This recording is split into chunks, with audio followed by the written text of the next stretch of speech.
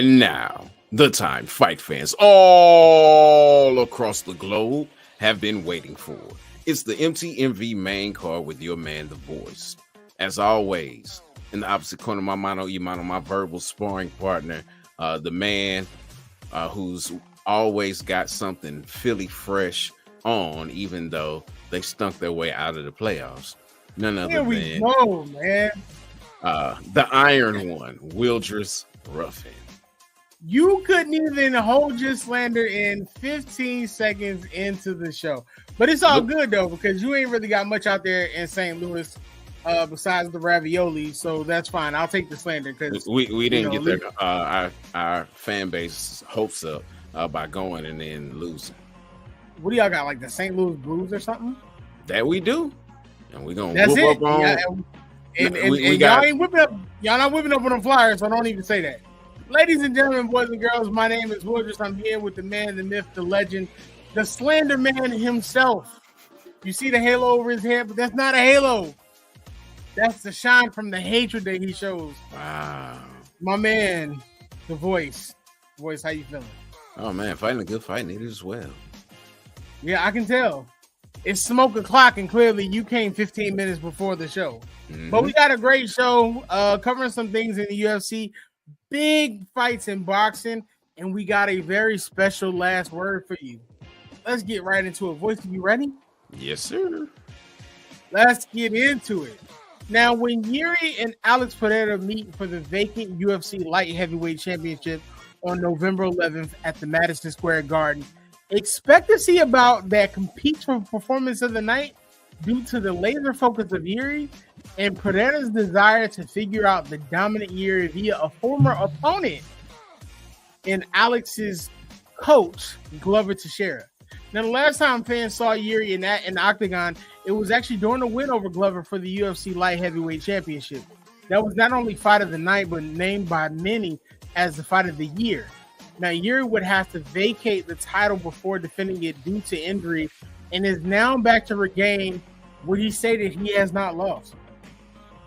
Excuse me. Mm-hmm. For Jiri, it is a place that he stated that he feels he belongs. He recently stated, "I see it warrior against warrior. I don't want to speak about my samurai character or something like that, but it's truth. I was inspired by my Bushido and this type of focus for a fight and everything of what you're doing within your life. Do it with all your focus and give it all your heart to your performance. That's why we're warriors, because we go there and there's nothing like it. The belt from last year I have in my room, and I still see myself like a champion. But I need to remind all the people that I really am, because I need to keep it up in the present." Now, for Alex, it's literally all about studying his opponent via his last triumph over his coach, while also giving fans a bout to make them forget about the bout it's replacing that previously featured John Jones. Alex stated it was definitely a hard fight. Glover was winning that fight to the moment that he got submitted. Glover had all this experience and is very important to me. I'm not going to go into this fight thinking it's going to be easy because Glover already had fought him. But with Glover and the experience he has, he's already helped me. Regardless of whether this fight or the previous fight, he plays a big part of that. And I know everyone is pumped for this fight. I think regardless if the main event got pulled or not, I think the fans have the options to get a refund, but I don't think they did because everybody wants to see this fight. Now, Voice, that's two supremely focused individuals. Alex is coming in almost Hollywood style, like he's looking to avenge his coach, and Jiri is just laser focused to re-earn what he didn't lose before. What are your thoughts on this bout and their mindsets going into this? My thoughts regarding the bout, as you stated, the whole warrior versus warrior take, and it really, and we talked about this a bit off air, it really reminds me of an old school martial arts film where you killed my master. Now, I'm on a quest to take you out. Now, granted, Glover's still alive. He'll be in his corner, but he did best him and really snatched victory from the jaws of defeat.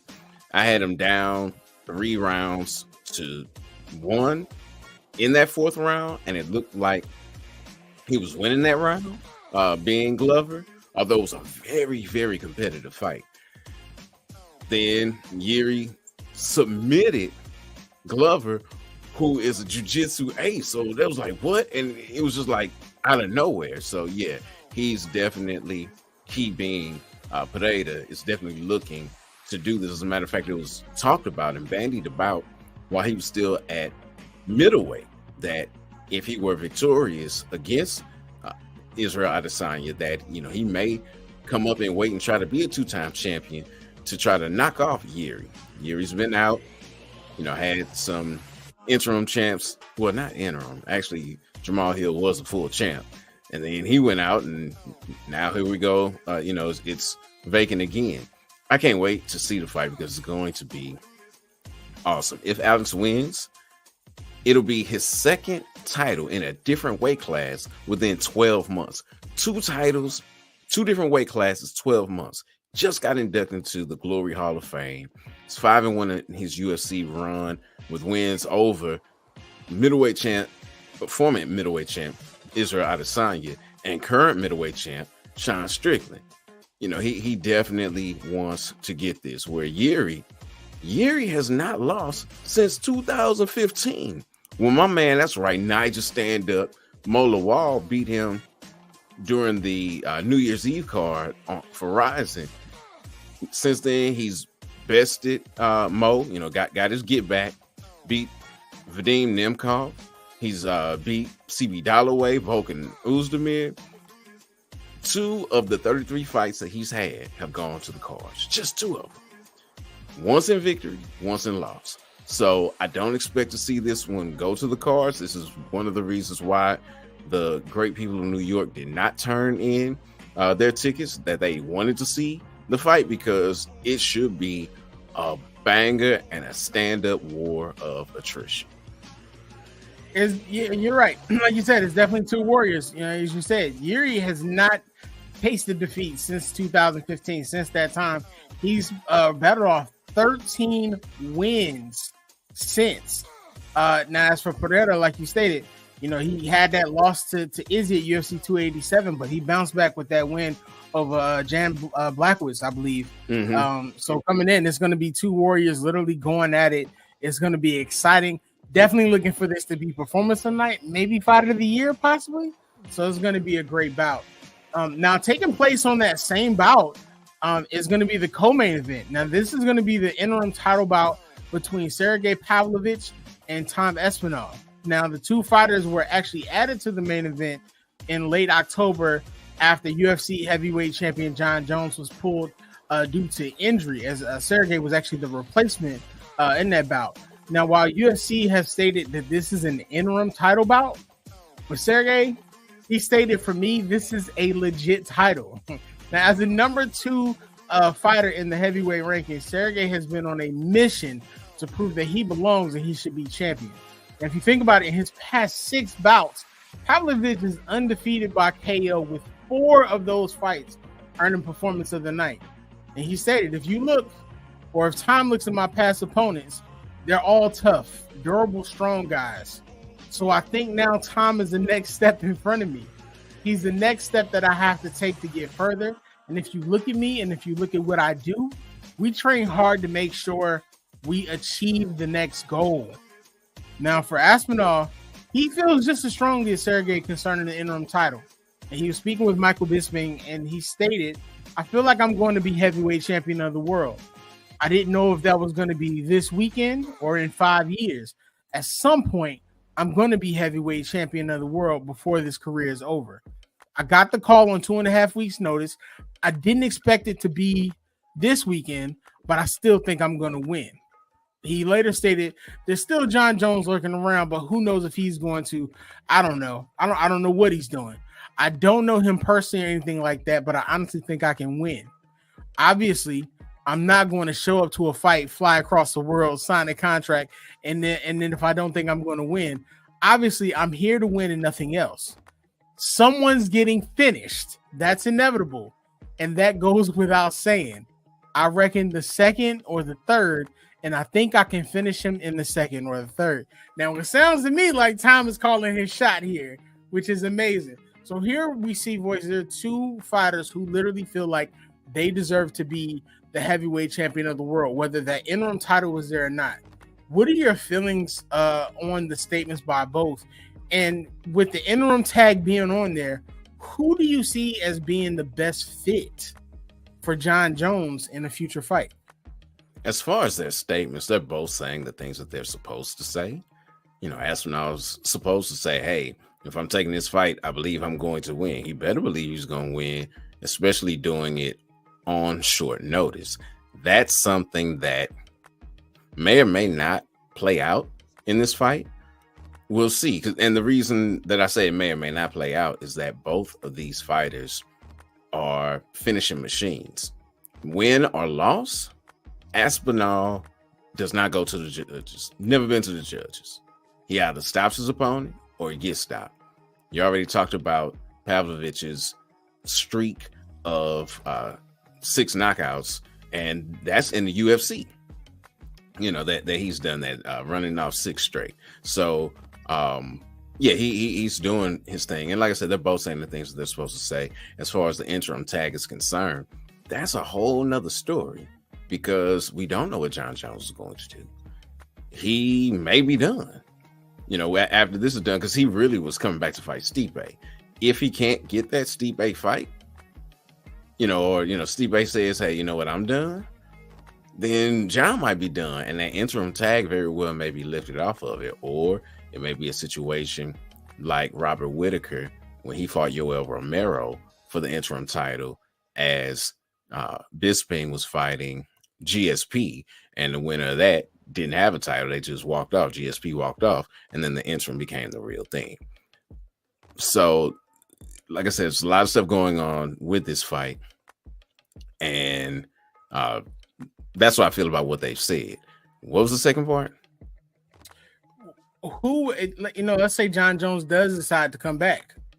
Who would be the better opponent for him in a fight to decide who's the actual heavyweight champion? I would say, strictly by skill set, that it would be Aspinall, because Aspinall is the more well-rounded fighter. You know, he has a ground game.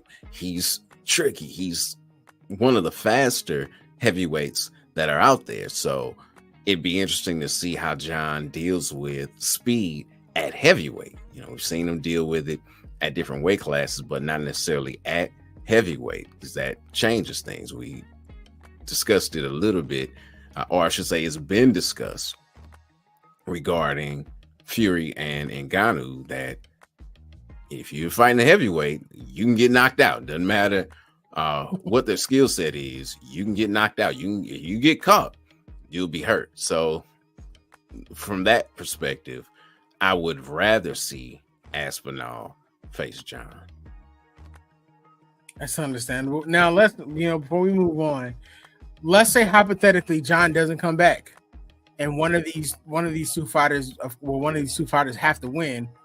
Who would be the next fighter in line for a title shot if that interim tag is removed and they're said to be the full heavyweight champion?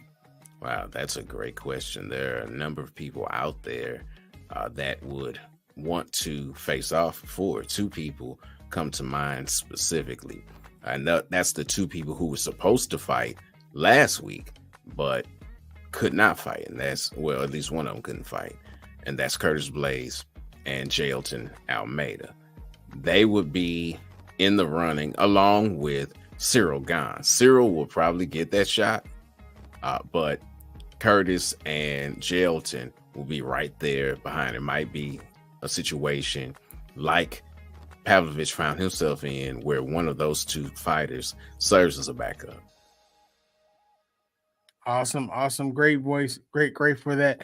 Now, make sure you all tune in. That's going to be UFC 295. That's going to be taking place live from Madison Square Garden, November 11th,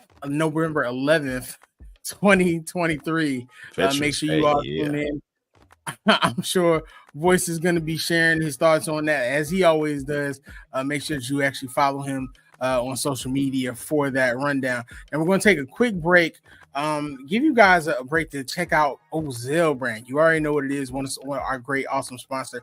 We're going to be right back in a second. It's not just about the love of the game. It's about dedication and commitment through the process and the patience to endure. There's joy in reaching your goals and peace in knowing you've done all you're supposed to do. Ozell brand. It's not just a brand, it's a lifestyle.